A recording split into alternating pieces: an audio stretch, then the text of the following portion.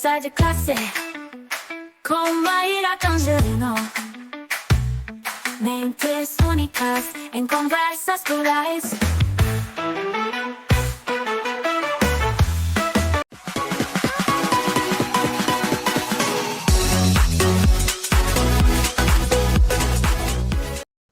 Olá, pessoal! Boas-vindas a mais um Conversa de Classe. E hoje nós vamos explorar um tema que eu considero essencial para qualquer ambiente, seja ele educacional, seja ele organizacional, que é o papel dos facilitadores de diálogo. Eu tenho aqui um convidado que foi muito recomendado, né? Isso é muito legal, né? Ele veio de uma cadeia aí, de recomendações, que é o Roberto Martini. Ele é especialista em metodologias colaborativas, mestre em psicologia da educação e também é idealizador do programa Facilitadores de Diálogo.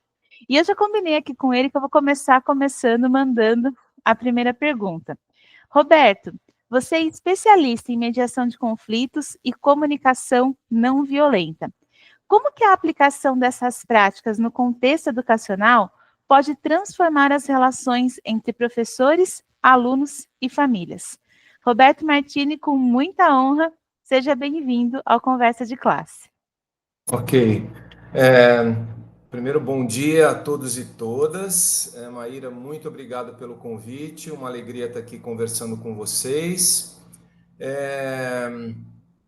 Eu gostaria, assim, para a gente pensar na resposta a essa pergunta, que a gente começasse pensando um pouquinho sobre a função da escola, né? Ao longo de muitos e muitos anos, a sociedade vem pensando, né? A escola e aí famílias, professores, né? Profissionais da área, né? Muitas vezes a gente entende que a função da escola é lidar especificamente com o conhecimento, com o conteúdo que está programado para um determinado ciclo, e aí jovens, crianças, adolescentes vão à escola e aprendem, fazem prova, tiram nota e mudam de ciclo, no final tiram um diploma e vão para a universidade. E essa é uma função talvez mais primária da escola, né? Lidar com essas temáticas, né? Para responder a tua pergunta, eu queria pensar numa escola que vá para além dos conteúdos, né? Que a gente possa, além de dar conta de fazer tudo isso que eu falei, também ensinar crianças, adolescentes e jovens a lidar com as questões urgentes do cotidiano, né? Por exemplo, saúde mental, né? Por exemplo, violência, por exemplo, transformação de conflitos, e aí vai. Então, esse tema, transformação de conflitos e comunicação não violenta, eu acho que me ajuda a pensar que quando crianças, adolescentes, jovens, estudantes, né, no geral, têm contato com essa temática, é um conhecimento que diretamente impacta as relações dentro e fora da escola, né? Numa primeira perspectiva, assim, é imaginar como a gente foi aprendendo a lidar com essa temática do conflito, né? Você vê uma criança de 5 anos de idade, quando um irmão, por exemplo, pega um brinquedo que ele estava utilizando, né? A primeira coisa, ele grita, ou chama o pai e a mãe, e o pai e a mãe vai resolver a questão, né? Quando ele está na escola, lá com 7, 8 anos, é o professor, a professora, né? Na adolescência, a mesma coisa, é a diretora e tal, né? Vai para a universidade, né? Tem uma questão lá na universidade, eles recorrem ao coordenador de curso, se o coordenador de curso não resolver, ele recorre ao reitor, e aí na nossa vida cotidiana, né, de adultos, a gente recorre a um advogado, né? O advogado vai lidar com um conflito com o vizinho, né? Um caso de separação de um casal, né? Tem advogados, isso vai parar no juiz, e tem sempre alguém que determina quem está certo, quem está errado, quem deve ser punido e quem não deve ser punido. Então, isso é uma coisa muito enraizada, né, assim, da nossa cultura, né? Lidar com o conflito dessa ideia de que alguém vai resolver, é preciso recorrer a uma instância que vai determinar, opa, eu estou certo, eu estou errado, quem vai me ressarcir de uma perda, enfim. E essa ideia da transformação de conflitos, lidar com esse tema, com a comunicação não violenta, é olhar para isso de uma outra perspectiva, né? Quer dizer, entender que eu faço parte, eu sou parte do conflito, e me apropriando dessas abordagens, né, me apropriar no sentido de me incorporar, né, de tornar próprio, vamos dizer assim, eu posso dialogar, posso abrir, cultivar um campo de diálogo com a outra pessoa, no caso, alguém que está vivendo um conflito comigo, e aprender a me comunicar de uma forma que o conflito possa, em algumas situações, transformar a minha relação com essa pessoa e transformar a relação para um espaço de mais cumplicidade, um espaço de mais comprometimento, um espaço de mais lealdade, né? Ao contrário do que a gente costuma fazer, é vilanizar o outro, né? Então, se eu sou professora, a Maíra é uma professora, e a gente está vivendo um conflito, quando ele começa a escalar, logo em seguida eu já trato de colocar a Maíra no lugar de vilã, né? Ela é a vilã, ela é a que está errada, ela é desequilibrada, ela está equivocada e tal, e eu sou, né, alguém que tem razão, alguém que é equilibrado, alguém, então eu sou, ela é a vilã e eu sou o herói, né? E no diálogo que a comunicação não violenta permite, e nessa perspectiva da transformação de conflitos, a gente pode cultivar um campo de diálogo.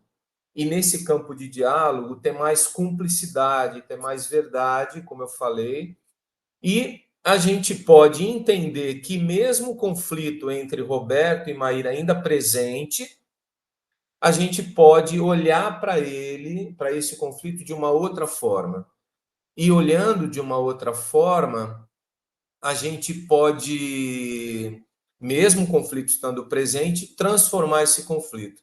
A perspectiva transformativa é diferente dessa ideia de que eu resolvo o conflito. Então, o conflito está resolvido, né?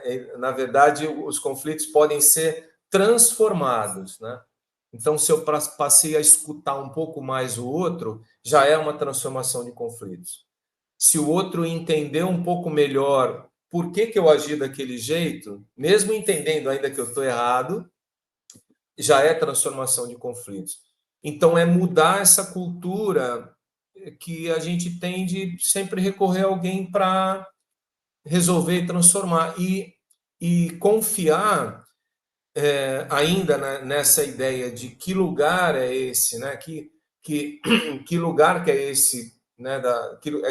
Que a escola oferece para a gente, né? É entender que a gente pode construir um lugar que pode ser mais gentil, pode ser mais acolhedor, que eu posso dialogar mais, que eu posso escutar melhor o outro, né?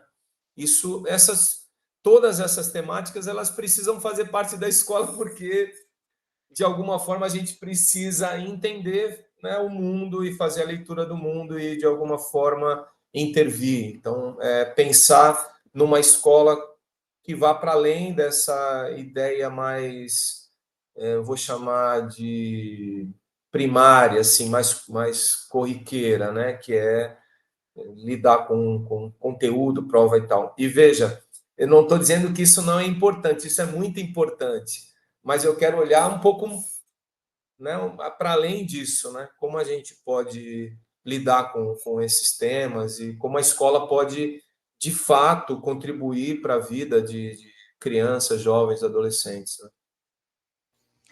Roberto, eu estava aqui te ouvindo, né? E eu fiquei pensando várias coisas aqui enquanto você falava. E acho que uma delas, né? Eu sempre falo para as pessoas que agora eu já estou há mais de um ano fazendo conversa de classe, né? E mesmo que o nome do programa é Conversa, eu acho que o que mais me transformou nesse tempo foi a escuta, né?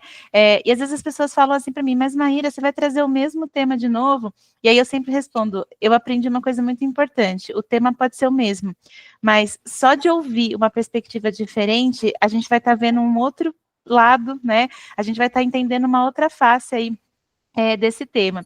E eu estou comentando isso, né, porque enquanto você falava, tem uma coisa que movimentou aqui dentro de mim, né? Tem muitos programas aí de educação socioemocional, e não que eu esteja minimizando, né, ou querendo tirar o valor que eles têm, mas às vezes a gente vê essa perspectiva muito presente, né, de que as coisas são resolvidas de forma mágica. Eu uso uma palavra mágica, eu resolvi, eu tenho uma postura mágica, eu resolvi, e não é assim, né? A gente sabe que a coisa do diálogo, ela é realmente desafiadora, e você precisa, de fato, praticar isso no dia a dia.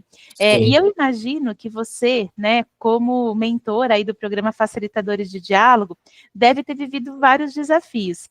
E eu quero te perguntar, né, qual foi o maior desafio que você enfrentou para implementar as metodologias colaborativas nos contextos educacionais, mas principalmente, o que você aprendeu com essa experiência? Ótimo. Olha,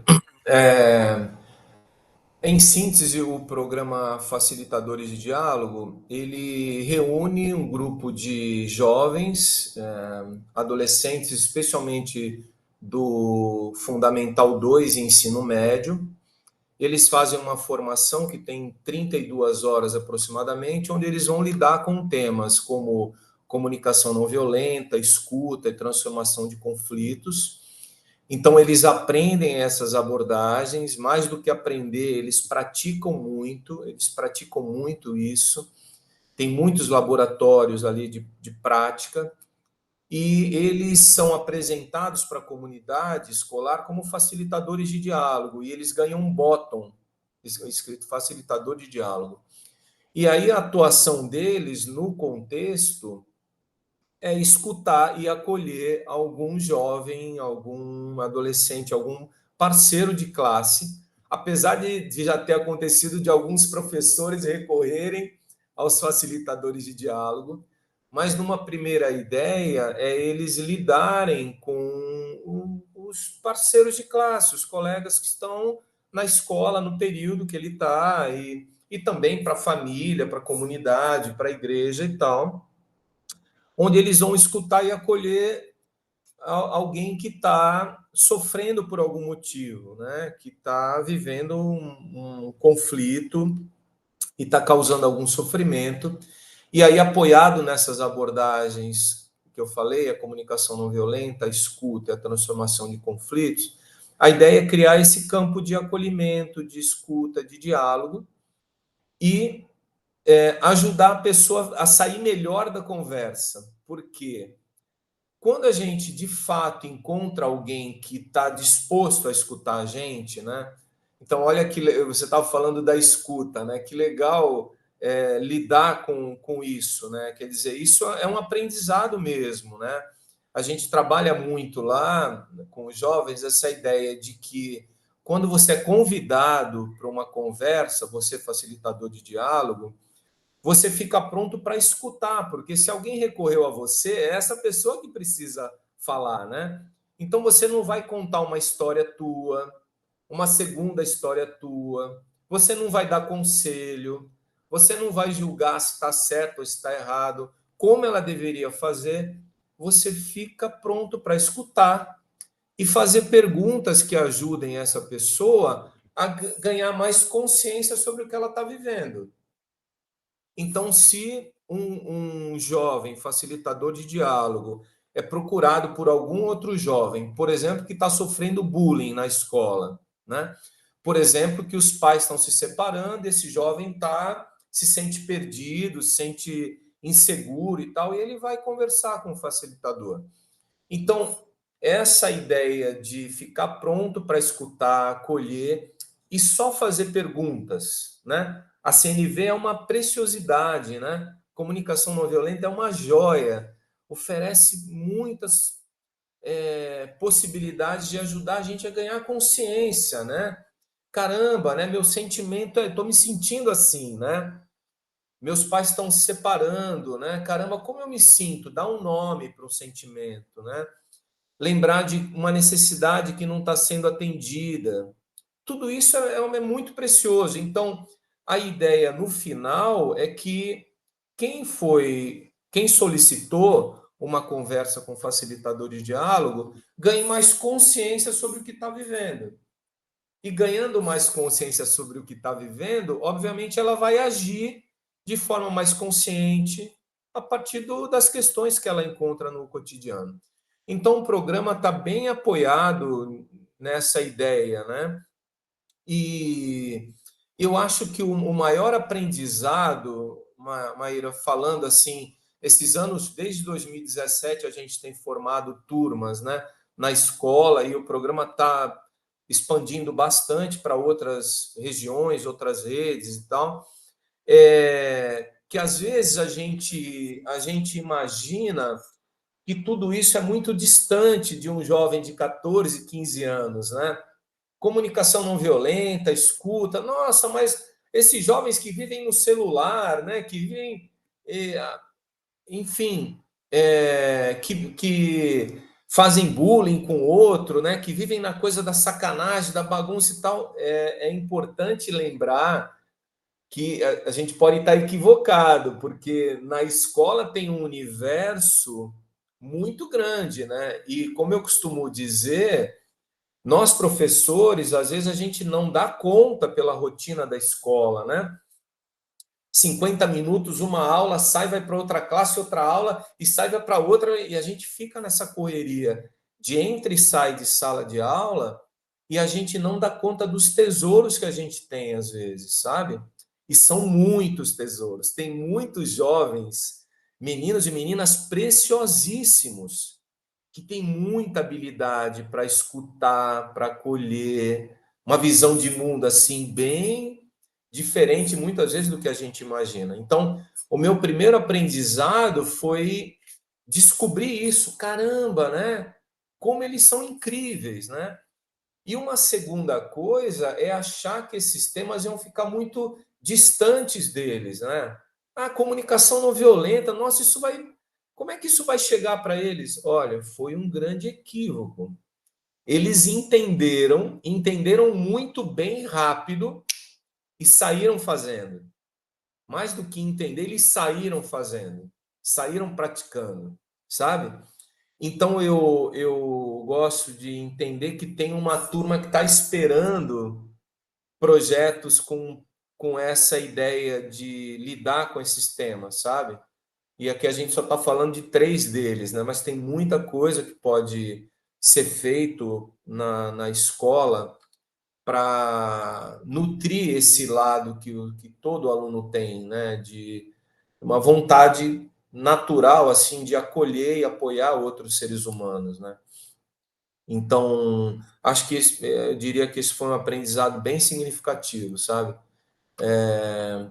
Eu acho que muitas vezes os professores da escola têm mais dificuldade de entender o que é o projeto do que propriamente os jovens, sabe? Que vão atrás dessas abordagens, né?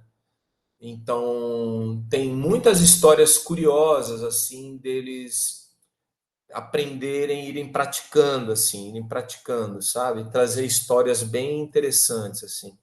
Então, eu sou muito apaixonado por esse projeto, assim, então, ficar falando dele aqui, a gente vai falar o tempo inteiro dessa...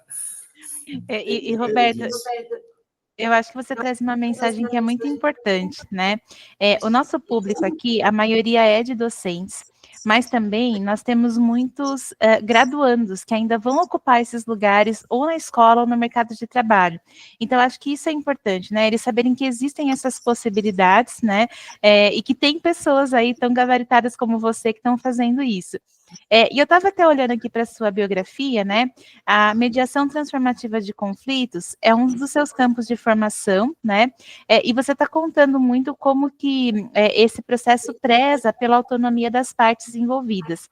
Eu quero te perguntar como equilibrar essa autonomia com a necessidade de uma liderança que seja assertiva em situações de crise no ambiente escolar. Olha, eu entendi assim que o teor da pergunta tem essa ideia de que no momento de crise é preciso alguém, uma liderança que atue, né? Eu entendo isso, mas eu também quero entender que essa liderança, de fato, ela precisa ser uma liderança que aglutine seja mais aglutinadora, assim, seja mais pacificadora do que alguém que determine, voltando lá na nossa questão original, né? Quem está certo, quem está errado, o que deve ser feito, né? Então, se é uma liderança que cultiva um campo de escuta, onde as pessoas podem se expressar, né? Podem falar, podem. A gente tem várias outras abordagens que a gente não falou aqui, né? Por exemplo, justiça restaurativa, né? Que possibilidade incrível que é a escola lidar com essas abordagens também. Então, eu confio que entendo essa necessidade de alguém que lidere o processo e tenha uma ação, né? Mas que essa ação seja uma ação conciliadora e que cultive espaços de escuta, espaços de conversa, né? Porque senão a gente vai recorrer de novo àquele modelo, né?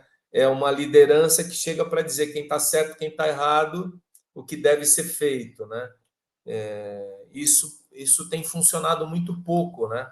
Isso tem funcionado muito pouco, né? Eu tenho a história de uma palestra de um juiz que veio do interior de São Paulo. Ele lida com chama vara da família, né? Que lida com questões de divórcio e tal, né? E ele veio do interior de São Paulo trabalhar na capital e o setor dele tinha processos empilhados, assim, tá muita coisa para resolver, assim. E aí ele fez um mutirão com a turma do fórum e tal, e aí meio que colocou a casa em ordem, né? Assim, a questão dos casais estavam separando, ele organizou tudo, e aí ele sentou na cadeira dele e respirou, assim, ufa, né? Caramba, colocamos a casa em ordem. Só que 6 meses depois, ele se deparou com os processos que para ele tinham sido resolvidos retornando. Então, de fato, essa ideia de resolver conflito, que a gente determine aí está tudo certo, que não, é preciso olhar para isso com outra lente, né? Quer dizer, de fato, está resolvido mesmo, assim, as partes estão contempladas mesmo, elas tiveram oportunidade de falar sobre como se sentem, sobre suas necessidades, sobre o que esperavam do outro, né? Enfim, então eu gosto de trabalhar com essa ideia do conflito que está em movimento, assim, sabe? Que eu atuo, eu restauro uma coisa ali, aí eu vou para um campo diferente, e mesmo o conflito estando presente, eu acho que eu posso olhar para ele de um jeito em que o outro não é um rival, um vilão, assim, é alguém que está ali no desconforto comigo, mas que a gente pode de verdade assim se tornar mais parceiro, mais solidário, enfim. Então, é isso. Que resposta maravilhosa, Roberto, e que luz, né, que você traz aí para o pessoal. Eu pensei muito nessa última pergunta, só que eu acho que ela é realmente importante, né? Porque acho que é uma questão que acaba surgindo mesmo aí na cabeça das pessoas, por isso que eu quero te trazer para a gente ir finalizando aqui a entrevista, né? A gente está vivendo tempos de polarização, né? E os conflitos eles acabam sendo muito mais evidentes, né, nessas épocas. Eu queria saber como que você acredita que o programa Facilitadores de Diálogo pode contribuir para a formação de uma cultura de cooperação nas escolas e nas organizações. Ok. Olha, tudo isso é bem desafiador. Agora há pouco você usou uma palavra bem interessante que quando você se referia à questão acho que você falava dos valores humanos e tal, e você falou sobre praticar, né? Para mim eu tenho muito clara essa ideia de que isso tudo para a gente é uma prática, né? Essa escola gentil, essa escola acolhedora, né? Em que os jovens sentem seguros na escola, né? Esse jovem que é muitas vezes um pouco diferente, né? Ele está vivendo alguma coisa relacionada ao campo da saúde mental. Quem lida com adolescentes sabe que isso hoje, esse tema hoje está muito presente aí. Então, se ele sabe que a escola dele tem espaço para ele, que ele é ouvido, que ele é acolhido, isso muda muita coisa. Mas eu entendo que isso tudo é um exercício, sabe? É uma prática mesmo cotidiana, que a gente acerta, a gente erra, a gente acerta, a gente erra. Eu gosto de brincar com a São Silvestre, que, aliás, vai ser amanhã, né? A gente está no dia 30, né?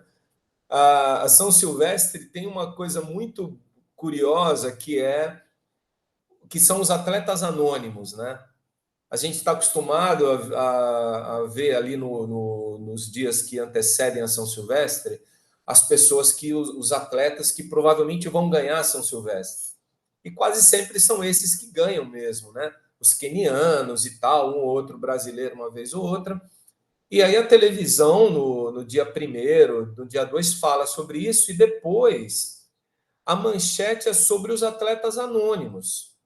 São as pessoas que correm a São Silvestre e elas sabem que elas não vão chegar no pódio, mas elas correm por elas. Elas correm para baixar o tempo delas. Elas correm do lado do filho que curou uma doença, ela corre do lado da esposa, ela corre com o cachorrinho, ela corre com o avô, ela corre para ser feliz. E aí ela chega no final com a meta de baixar o tempo dela. Milhares e milhares de atletas anônimos brincam com essa ideia, né? Então, eu fiz em 3 horas em 2023, agora eu vou tentar fazer em 2 horas e 50. Para mim já está maravilhoso. Então, ele faz isso e depois ele volta para o treino. Dia 3, 4, ele já está correndo. Ele corre o ano inteiro porque ele quer voltar lá, dia 31, e quer fazer um tempo melhor. Então, eu gosto de brincar com essa ideia de olhar para a vida com essa ideia de estou sempre treinando para fazer melhor, para ser melhor. Então, a escola, nós temos muitas abordagens, muitas metodologias que podem, de fato, tornar a escola um lugar mais gentil, mais acolhedor, mais colaborativo. E eu digo isso em relação a professores, a gestores, a jovens, estudantes, a comunidade. De fato, a gente precisa praticar isso, sabe? Mesmo reconhecendo que às vezes a gente vai errar, né? Como um atleta que às vezes tem uma cãibra, né? Tem uma dor no joelho, aí ele para um pouquinho, às vezes vai ser assim, né? Mas é importante, não tem outra saída a não ser tá treinando, né? Tá treinando e tá encontrando formas de fazer melhor, de fazer melhor, de fazer melhor, e às vezes, caramba, errei aqui, não deu certo ali. Opa, respira um pouquinho e volta para o treino, né? Porque me parece que a gente precisa ter coragem para ousar mais, sabe? Eu lido muito com professores, às vezes eu sinto os professores um pouco desencantados assim com a educação, sabe? Assim, então muito a sala de aula é de fato um lugar desafiador, mas eu acho que essa ideia para mim que fica claro, né? Treinar, treinar, treinar, tentar fazer melhor, tentar fazer melhor. E nesses dias que você não foi tão bem, ter ali um parceiro, um colega ali do teu lado que, olha, vamos voltar semana que vem para fazer diferente. Eu de fato não, para mim o convite é esse mesmo, sabe, que a gente está vivendo.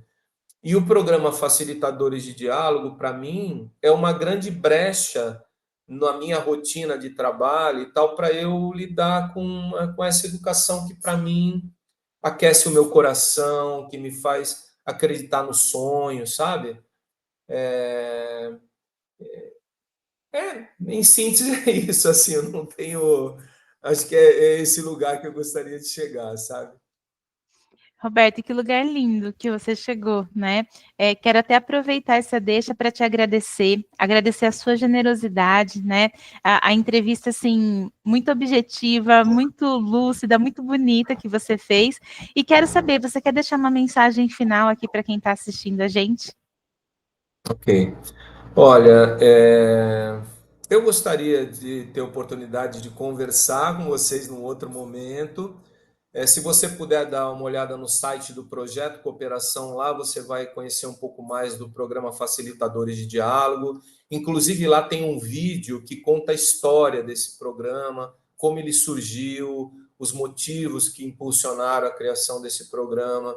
Então, o site do Projeto Cooperação você vai conhecer um pouquinho mais e encontrar. E lá você também vai me achar, caso você queira conversar um pouco mais, tirar alguma dúvida e tal, eu vou ficar muito contente. E, Maíra, quero agradecer muito a nossa conversa aqui, a tua escuta. Quero celebrar e quero apreciar a tua escuta aqui na nossa conversa. Foi muito bom, foi muito legal. Muito obrigada, Roberto. Então, eu vou aproveitar e também celebrar a escuta do pessoal que está assistindo essa gravação. E, pessoal, a gente se vê no próximo Conversa de Classe. Até mais. Até.